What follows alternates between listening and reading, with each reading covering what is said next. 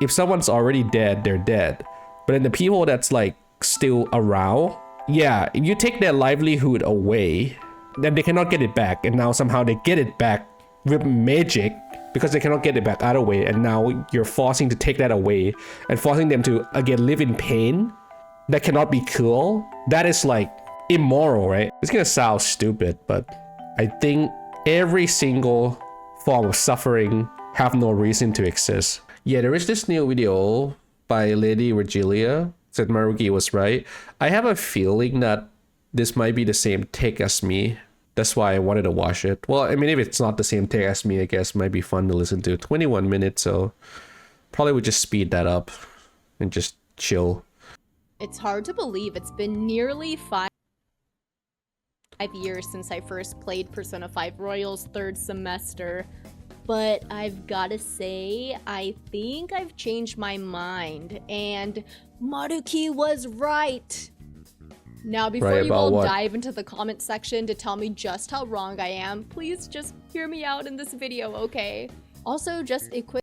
Personally, I always think the entire conflict between Maruki and the Phantom Thief was pretty poorly written. Sorry, let me try to clarify. I think the way that it built up and the way that it explains stuff is okay. The emotional part of the story was played out really well, especially when Maruki lose. And the way that it built up to it, you know, how he come to LeBlanc's and then trying to talk to Joker, and then, you know, at the end of the day, like, they still have to fight each other. Those stuff were cool. But I always thought that, like, the idea of you know, the world without suffering, and then the reason that they don't want the world without suffering is that because without suffering people cannot get stronger or whatever. I think that's concept is really trying to think of the good word to describe it. It's not really fresh out. Like, the writing was not really fresh out because I don't understand the world that Maruki created, because he keeps saying the world of suffering, but I think suffering exists in that world. Like, for example, if I punch you in the face in that world, I think you still get hurt. And then after you heal, you'll get stronger, right? So at least from what I understand, the suffering still exists in that world. It just doesn't have trauma. So I don't know why would that be bad if you wanted just to remove all trauma. Because you can still have, you know, challenge and stuff like that still exist in the world. It's just no trauma, right? So I don't know why that would be bad. Like, I remember some people would say that, yeah, like without trauma or like a really strong challenge, then you wouldn't be stronger. But then if you look into it a little bit deeper, why do people have to become strong to begin with? Because the world is a hush place. That's why people have to be strong to begin with. But if the world is not a hush place, but a, you know, like a calm place where people can just do whatever they want and, again, still have some challenge, right? Just not trauma. Well, then why do people have to be that strong? Then people don't have to be that strong. They can just be just kind of strong or not strong, just be normal and live in peace, right? But I think they didn't explore that part of the philosophy that well, because they still have to make the player feel good. So they just make Maruki went crazy, and then the players feel good about defeating him. Yeah, but I didn't think that part of the writing was well explored. Maybe that's what she will say, but we'll see. Quick heads up about the style of this video. I don't mean for this to be some big in-depth analysis like many of my other videos. I mean for this to be a more casual chat. That's pretty good. I wonder if she's gonna do more of this kind of video, because watching her last video, she said that, you know, she's been having a condition, right? Make it hard for her to kind of make video and do anything. So if she can adopt this format that she was gonna do, where it's kind of more loose, she might be able to release more video more often. And I hope it's still make her feel fulfilled. /talk, just a chance for me to kind of rant about a topic that might not necessarily warrant that kind of long, in-depth analysis. So, with that said, let's return to the Maruki topic and the third semester and what exactly changed for me in that regard. So, I have done a few videos in the past that particularly Maruki song, dive though. into Persona 5 Royal's third semester and the moral, ethical, and philosophical questions posed. This video I'm legit still really proud of and can't help but nudge you towards watching. Please watch it. And also, like, in regards to Maruki's therapy tactics, well, I'm not exactly changing. I feel that about a video. Like, sometimes you put so much work into creating a video and then you're like, oh shit, I set everything up so well, I plan everything out so well, I make a good argument, make a good research, and then nobody watch it. Sometimes it's just like that. The life of a YouTube video creator.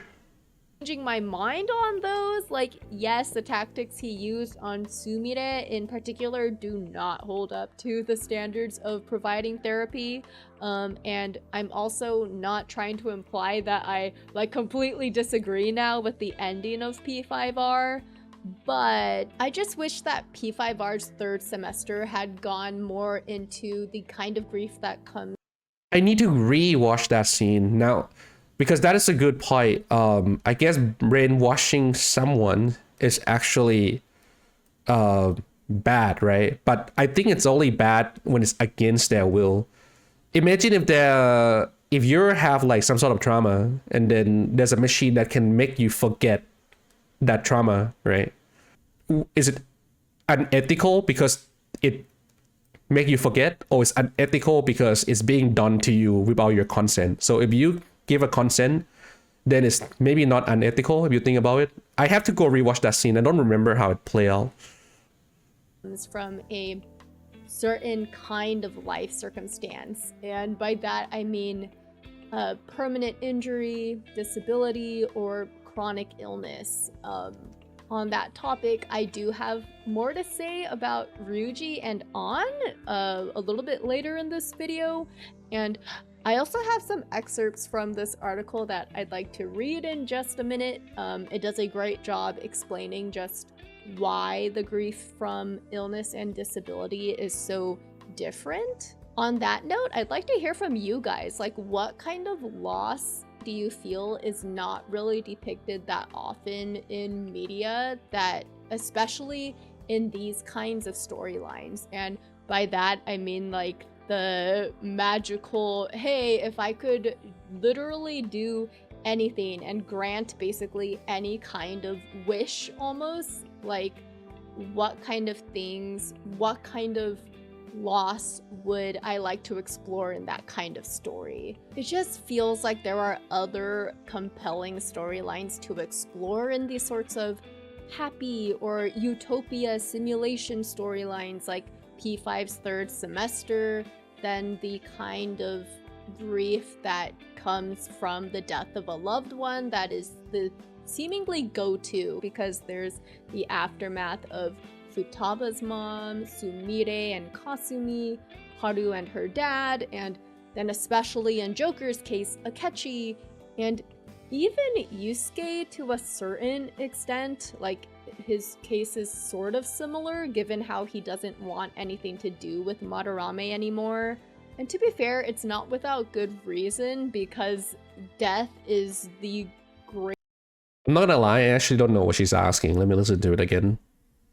Or utopia simulation storylines like P5's third semester explore in that kind of story. It just feels like there are other compelling storylines to explore in these sorts of happy or utopia simulation storylines like P5's third semester, than the kind of grief that comes from the death of a loved one that is the seemingly go-to, because there's the aftermath of Futaba's mom, Sumire, kind of the magical, hey, if I could literally do any loss, do you feel is not really depicted that often, is so different? On that note, I'd like to hear from you guys. Like, what kind of loss do you feel is not really depicted that often in media, that especially in these kinds of storylines? And what kind of loss? What kind of loss that was not being depicted by the media, especially in this kind of storyline?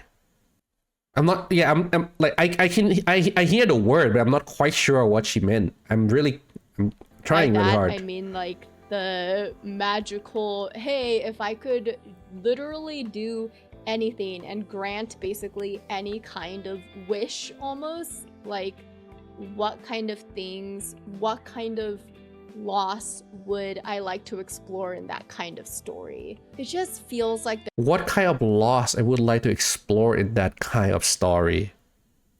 Yeah, I'm not sure what she meant by that, but yeah, my what I want the story to explore more is actually be more, bring more nuance. Sorry, not bring more nuance. Actually, have a better Steelman version of Maruki version, Maruki philosophy or what he wanted, because I feel like they did a really poor job at Steelman, his position.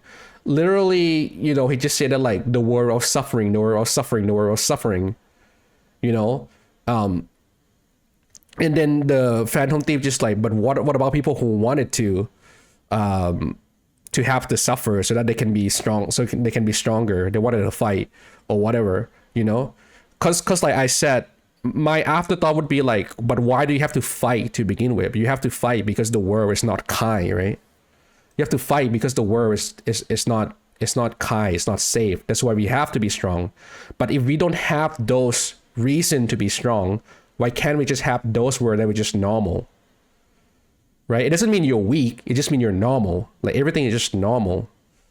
there are other compelling storylines to explore in these sorts of happy or utopia simulation storylines, like P5's third semester, then the kind of grief that comes from the death of a loved one that is the seemingly go-to, because there's the aftermath of Futaba's mom, Sumire and Kasumi, Haru and her dad, and then especially in Joker's case, To be honest, I feel like it's more matters about people who left behind. If you just look at it from the perspective of the Phantom Thief, they're really strong people and they have a pretty good, strong support system, right? The main argument for well, not the main argument, but the good argument from the Maruki world that I heard is that like, what about people like Rumi, like, she's Maruki girlfriends, right? If you don't remember, like she's so traumatic that then like her mind is just pretty much fucked. Like she can't recover from that without his help. What about those people, right? Not everybody have a strength to defeat trauma. So if you want to build a world that favor the people who have a stronger mind, then technically you just leave a lot of people behind that doesn't have those mind, right? And are they like less deserving of you to actually, be not traumatized, I guess. Akechi, and even Yusuke to a certain extent. Like, his case is sort of similar, given how he doesn't want anything to do with Madarame anymore. And to be fair, it's not without good reason, because death is the great equalizer, or like the most common form of loss. It matters not who you are. Death awaits you. Or the most relatable, probably because everyone has gone through it at some point in their life. Even from like an early age, it probably happens for a lot of people, because, we have anything from like the death of pets, or death of like grandparents or great-grandparents, because some types of these deaths are not as common until later parts of life. My point is that even a child or like a teen will have some kind of understanding and some sort of experience regarding death Meanwhile, that's not necessarily the case with illness or disability because that doesn't always affect everybody. There are some people who live very long lives who are just fortunate enough to never really have too much problems with mobility or have too significant of health problems to really prevent them from doing many things. I have been friends with, I have worked with, I have known plenty of older people. People don't like to hear the word geriatric, but it's basically that population. So people in their 70s, 80s, 90s, even people who are over 100. And let's just say that many of them who are like even in their 90s are much more physically able and have less mobility problems and just overall less health issues that like limit their daily life than me. And I'm not even 30 yet, so yeah, I guess the closest thing we get. I could be wrong about this, but I feel like she might have a thought from this video because now she have a she sort of kind of like roomy. I don't know if she's gonna. I wonder if she's gonna go that route, because if for a backstory, I don't know if she's gonna explain that, but we learned not long ago. I think she posted a video about her condition. She, wow, I forgot what her condition is called, but it's something to do with her being paralyzed. Like a big part of her body is paralyzed and she was in pain all the time. Well, she was paralyzed at one point, but I think now she can sort of move, but she's in pain all the time that she couldn't like do the stuff she want. So she probably now more favor of like Maruki world. I'm not sure. The thing is that like I said, right? Like there's some people that like it doesn't matter how strong your mind is, you're fucked. Like so like to just reject it to be like, oh, you shouldn't have those world because everybody should like stand up and conquer their trauma or conquer their pain or whatever. There's some people that literally cannot. Either their mind are not built for it or their body is just so fucked that they can't. Maybe that's what she's getting at. To that kind of storyline is Ryuji and his injury.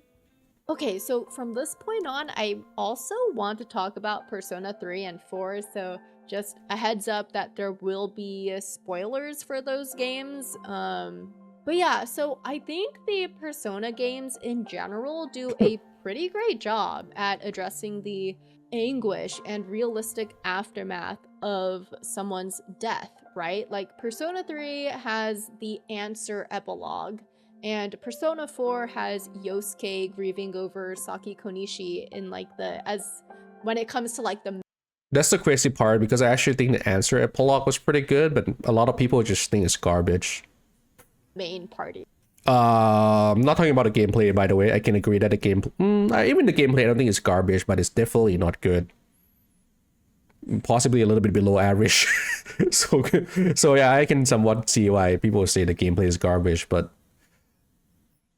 I mean, if there's more to discover or talk about the game than when it's come to JRPG than just the gameplay alone. There's a lot of there's other pillar that you can talk about, and the art can be really good, the music can be really good, the story can be really good, the gameplay can be really good or really bad. But if like one portion is just if one portion just the only thing you talk about, you're just kind of like missing out on a certain stuff. But no, it's up to you. I mean, that's how you are. Right. And then there are all these great social links that focus particularly on bereavement, like Naoki Konishi is a great one, the old couple in Persona 3, and there are many more. So in other words, I feel like Persona as a series handles this type of loss pretty well. But with that said, I feel like it has plenty of representation that I would like to see them adapt and lean into more. Akinari is a great example in Persona 3 on like illness in general, but I still think there is something different between chronic illness and terminal illness because there's a different feeling that comes with this special limbo of like knowing that you won't die, but your health won't be getting better either. And so I'd like to read from some.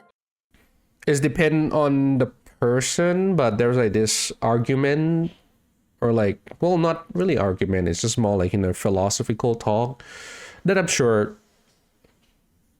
other people might have think about or talk about. But I talk about this with my little brother. He's like, he really worry. I don't know if he's changed now, but he was really worried about like dying a lot. And then, you know, like for me, I don't think like dying is the worst thing that could happen to a person. It's related to what she was talking about. I think constantly exist, being in pain, is worse than death. It's a really hard topic to talk about, by the way. And I'm not telling you that like if you're in constant pain all the time, like go off yourself now. Like that's not what I'm trying to say, but just like think about it. If you have a chronic pain or some sort of illness that cannot be cured, so you cannot be, you know, it's 100% cannot be better, right? And then the rest of your life is like you have to be in that pain constantly. Is that state of existing better than not exist at all? Right? Like to me to exist in like a constant pain, depend how severe the pain is, could be worse than not existing at all.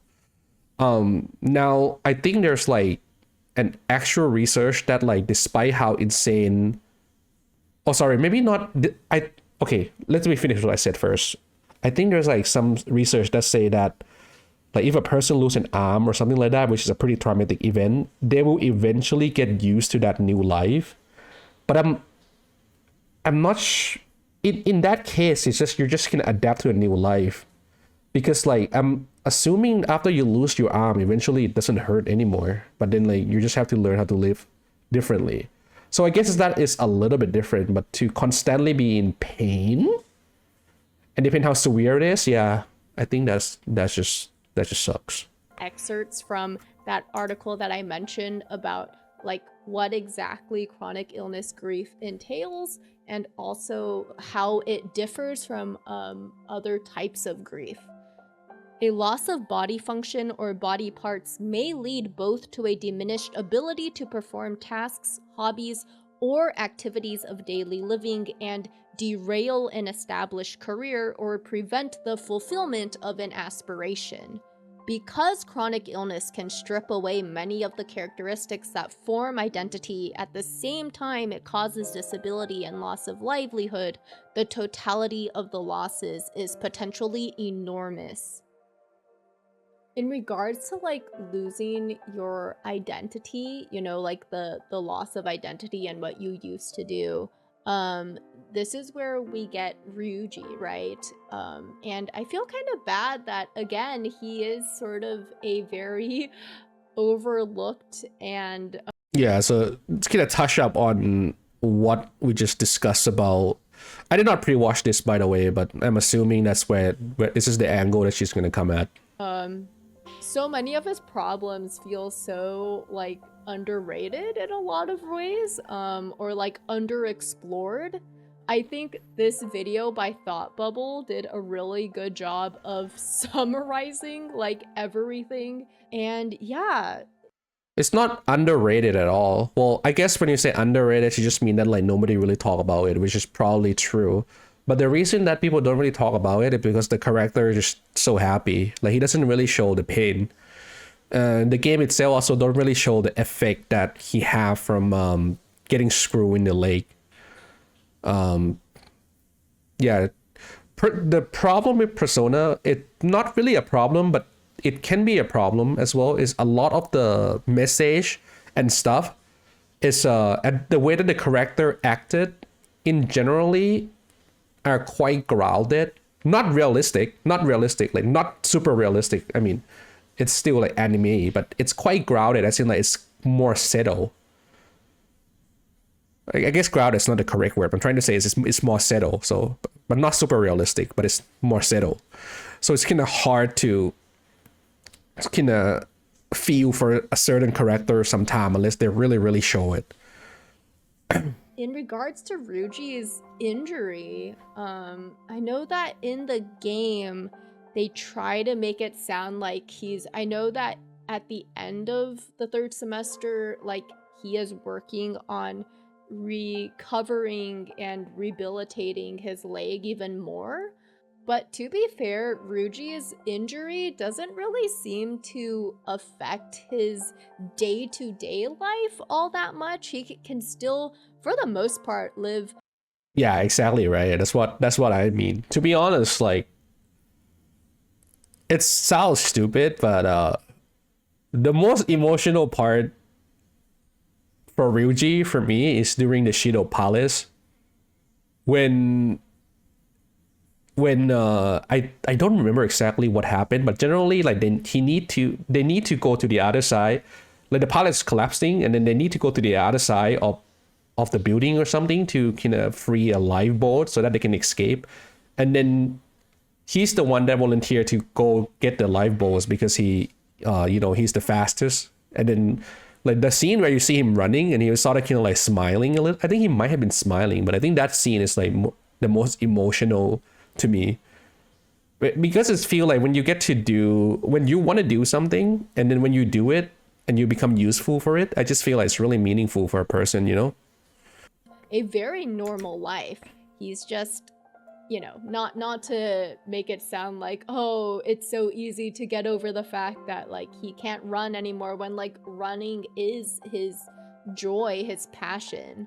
But like in other words, like yes, while he can't really run in the way he wants to anymore, it's not like he can't really, enjoy new experiences or like, go to restaurants, go to events, hang out with friends, live independently, like it doesn't really seem to affect him all that much, though I don't know, I forget exactly where he says this, but I'm pretty sure that he states his injury or like the pain acts up when the weather gets colder. It just doesn't seem like it's progressive or especially debilitating, which brings me back to that article that explains how chronic illness grief differs from a lot of other types of grief. Death is followed by a sense of finality, which is excruciatingly painful in its own right, but that finality can bring about resolution and closure. The bereft individual mourns the loss, often supported by friends and family who validate the experience of loss and help the bereaved move through and beyond grief. Of course, acute and terminal illnesses also are accompanied by grief, but as with bereavement over the death of a loved one, the losses tend to be time-limited. An acute illness, while not pleasant, has an end. There may be frustration and depression over what the experience is, and perhaps temporary loss, but there is a return to life as it once was. Even with terminal illness, although the thought of an end is painful, there is an end. But with chronic illness, there is no end. Resolution of this grief can be elusive, as the individual has daily reminders of what was lost. They exist in a constant and unrelenting state of grieving over and over again. It's hard not to be reminded when, like, every single step I take, I need to think about how to walk, how to literally, like, move my legs and feet forward. When in the past, like, I was able-bodied, I didn't have to think about those kinds of things.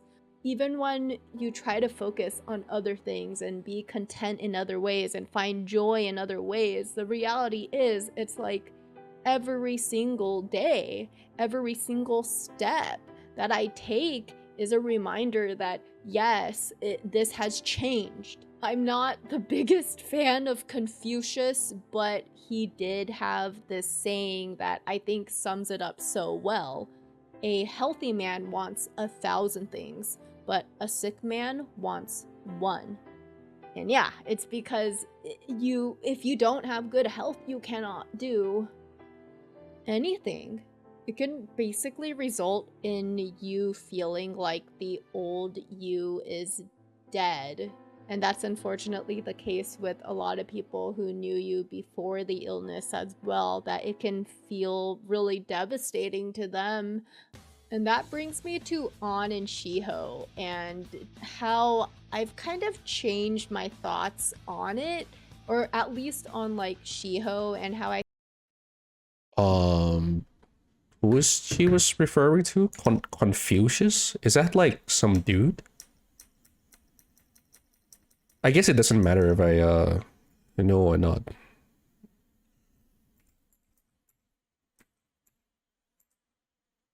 This Chinese philosopher, his name is Confucius, transmitter of the value of earlier period, which his claim has been abandoned in his time. Okay, they did not have that quote that she was talking about, unless it was written differently here. But okay. I feel like that's just kind of a lost opportunity as well when it comes to like a compelling storyline. This isn't me saying that I have a problem necessarily with the existing On and Shiho like narrative. I tried to dissect that to a certain extent in the On analysis / video, but like in regards to the third semester, I know that it's hard to know, as in, I don't think the original P5 team knew what the third semester would have probably entailed. So it's not like they would tailor the existing P5 like backstories they wrote for the party members to cater to Royal's eventual third semester plotline. But it just feels like, damn, what if Shiho and On storyline was just combined? It would have been able to put the sheer difficulty and hard work that it took Shiho to recover front and center stage than just like curing it secondhand from On, you know? Perhaps it's because Futaba's storyline already has like an unaliving aspect to it, so it'd be a repeat of that maybe. But I don't know. I don't think the similarity in death ideation. No, I actually, like I said before, I might misunderstand what she's saying. Let me re-listen to that. Secondhand that it took Shiho to recover front and center stage than just like curing it secondhand from On, you know? Perhaps it's because curing it secondhand from On storyline was just combined. It would have been able to put the sheer difficulty and hard work that it took Shiho to recover front and center stage than just like curing it secondhand from On, you know? I actually don't know what she's on. Like backstory. Am I so ESL? Let me listen to it again. Party member, what existing On and Shiho like narrative. I tried to dissect that to a certain extent in the On analysis / video. But like in regards to the third semester, I know that it's hard to know, as in, I don't think the original P5 team knew what the third semester would have probably entailed. So it's not like they would tailor the existing P5 like backstories they wrote for the party members to cater to Royal's eventual third semester plotline. But it just feels like, damn, what if Shiho and An storyline was just combined? What if the story, as the story already combined? It would have been able to put the sheer difficulty and hard work that it took Shiho to recover front and center stage than just like curing it secondhand from An, you know? I actually don't know that. What you just say is confusing to me. Like, I'm sure she knows what she's talking about, and maybe you guys do too. But I actually couldn't make out. I actually couldn't make out what this section actually meant. Perhaps it's because Futaba's storyline already has like an unaliving aspect to it, so it'd be a repeat of that maybe.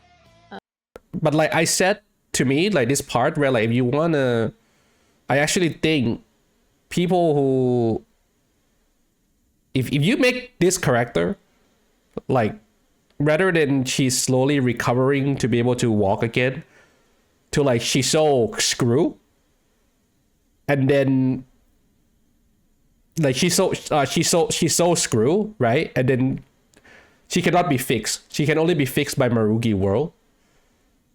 That would make a more interesting plot to me, because then it will make it more of a heavy price to abandon Maruki world, right? But then like even if you abandon Maruki world, then she can recover anyway. It's hard, but then she can recover. At least I think that's what the game is saying for She-Hulk. Like she can recover, it's just gonna take a lot of time, right? But if you make it cannot recoverable, and then it's the only way, and then the world, I nowadays I think this anyway. I think like the world is for the living. It's more meaningful to think about who's living, right? Like if someone's already dead, they're dead. But then the people that's like still around, yeah, if you take their livelihood away, right? And then you sort of give them, then they cannot get it back, and now somehow they get it back with magic because they cannot get it back other way, and now you're forcing to take that away and forcing them to live in pain that cannot be cool. That is like immoral, right? I mean, in a grand scale, maybe not, but like if you look at a specific case and don't think too deep, at least for now, that's just seem really immoral. But I don't know. I don't think the similarity in death ideation should take away from including like a combined An and Shiho storyline. And since we're introduced to this character so early on, you could have her recover continuously throughout the entire story. Like, I don't know. I just wish there was a party member who we see struggle through physical disability. Oh, never mind. I think I sort of understand what she's talking about now. I think she just saying that like she want the Chiho story to be shared with An more throughout the story, not just for the royal. I thought she was talking just about the royal part. That was confused me, but okay. If you just you want to see her improvement like more. You do see it. I don't remember. You do see it for sure, but like because there's a time that An was talking about She-Hulk, but I don't. Maybe only a few times. Maybe yeah, she wanted to be a party member so that like you can see more of it. Like, well, here's I don't know want to talk about it, but I just feel like the metaverse aspect could be really interesting if there's a character that is like for real disabled, and then they're like if Ryuji is like disabled, right? But then he able to run again only in metaverse. That would be an interesting plot to explore. / paralysis, neuropathy, and just like a chronic condition. It definitely helped the players who do struggle with that feel seen and heard, since it's like super isolating, honestly. And not only that, I think it could be a powerful message without getting too much into like inspiration porn, to have a character like this. What the fuck is inspiration? What the fuck is inspiration porn? Sorry. I wanted to check that. What is inspiration porn? A portrayal of people with disability as one-dimensional things that only exist to warm the heart and open the mind of able-bodied people. John's presentation highlighted Susie's courage to go to school every day, despite using a wheelchair, was nothing but inspiration porn. Susie's real quality are her intellect and quick wit. So I guess you want to talk more about them than just their disabilities? Is that what it is? Damn, I wish I can talk to her about this. Like, what? Trying to understand Awaken to a persona as someone who has recovered significantly, even having been told there are many in my position who never walk again. I know the mental strength it takes to keep pushing through to recover mobility and some semblance of independence. I think the thing is that, like, even if like her recovery isn't completely back to normal, that she still has a lot of lasting or debilitating problems with her paralysis or something. Out of just all of the JRPG and anime and even just fantasy powers in general, personas are like one of the powers that it make most sense for a physically disabled person to still awaken to it, you know? Like, it's a power based on Carl Jung and Jungian followers' ideas. It's a psychic willpower at its core, about understanding and accepting yourself, even parts of yourself you don't like, which, you know, would include your real life limitations, and somehow making that into your real life power. And so I've always had this idea floating around in my head that a navigator in this series could easily be like a physically disabled character or someone who has some kind of mobility issue. Like, you do not need a physical ability to control a persona. And so, yeah, that's kind of like my rant on why, damn, like, not only would a Shiho-like character fit so well in the Persona series in general, but also just like that would have been a very compelling, I just think interesting thing to include in the third semester.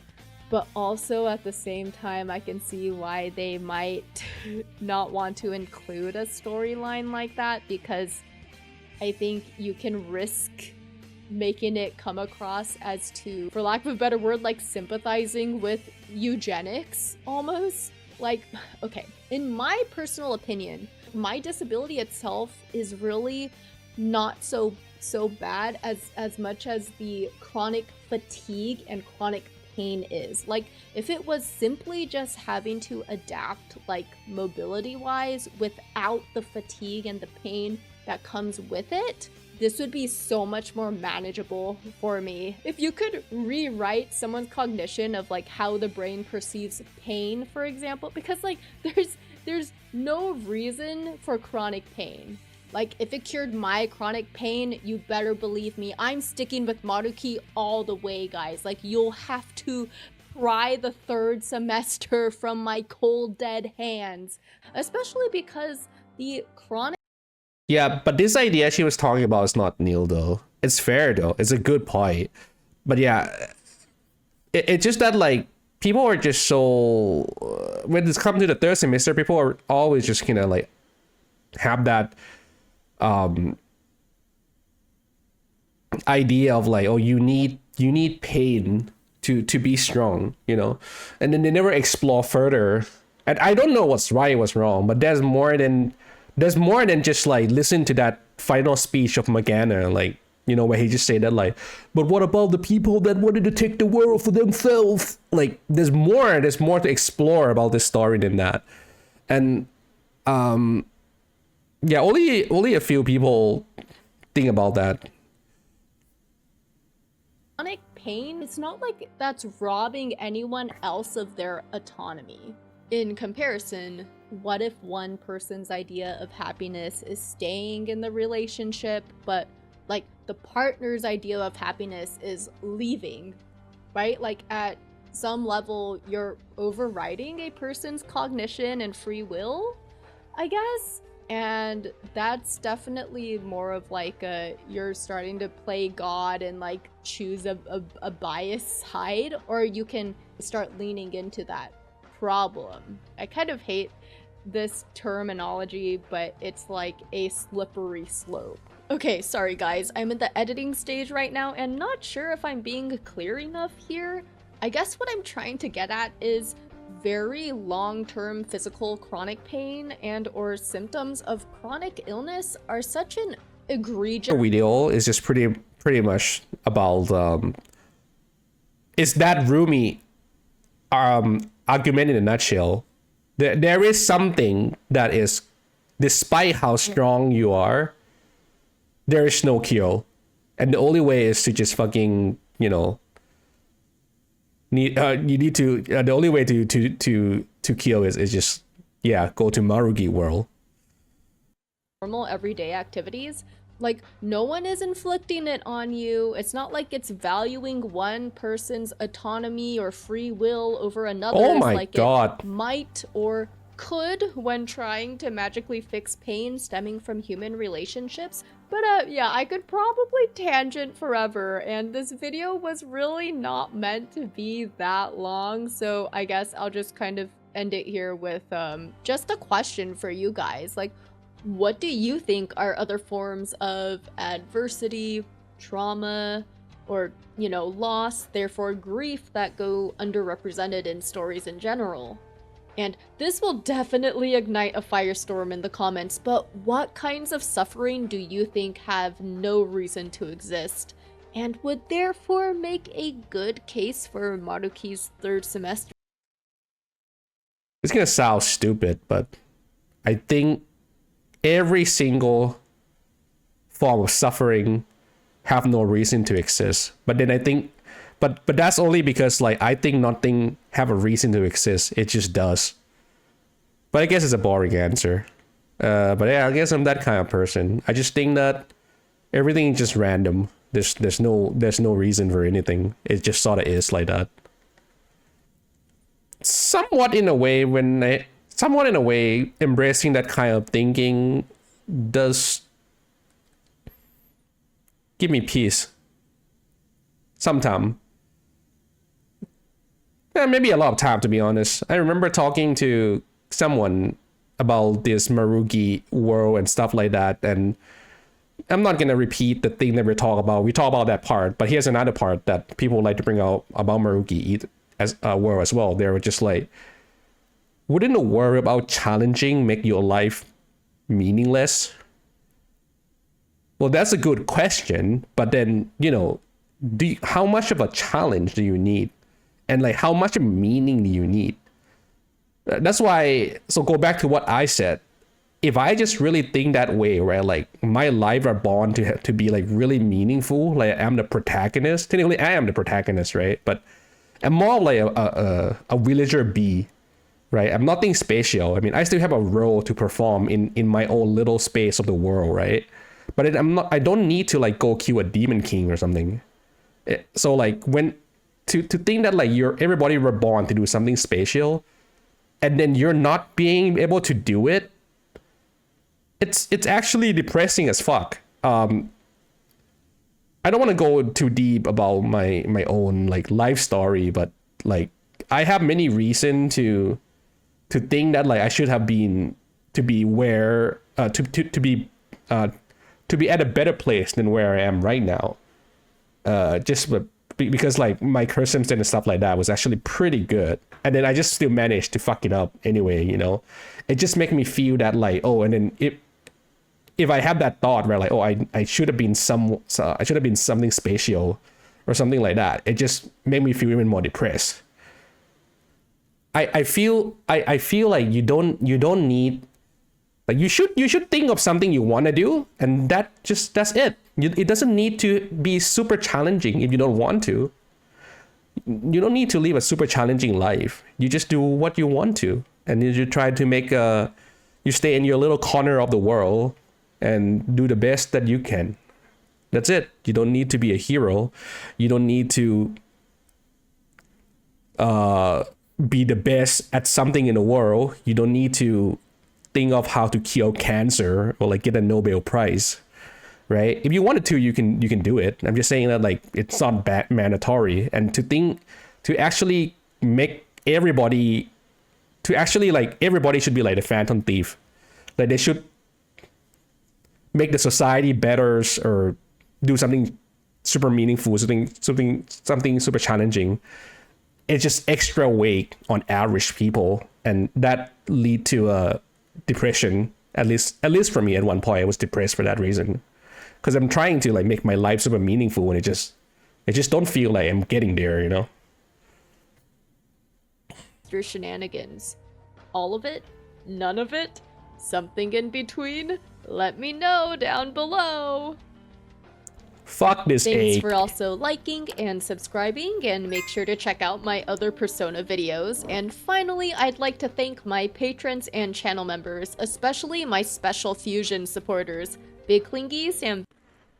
Anyway, yeah, that was I actually like this format of video a lot. I think she should try to do more of it. But definitely, I think she noticed herself that it's a lot of them is like rambling, but then it's gonna happen in this kind of format. So you can't really follow her too much on this kind of video compared to just like writing everything out and just say it. But I guess the editing could be more tighter, and but don't. I still prefer this, to be honest, than her usual stuff. But that might just be me. I just feel more down to earth. I feel this is gonna sound really weird. Oh, she probably will never listen to what I said anyway, so that's probably fine. But listen to this video, it just feel more. I just feel like she's someone that is reachable, like compared to like the video where it's just like really well researched. It just feel like she's an authority or something like that. But this one just seemed like a person who have an interesting idea to share. But that's probably just me. But yeah, that was a good video. I enjoy it. I'm looking to see more of stuff like this. I mean, she asking a lot of interesting questions. It was fun.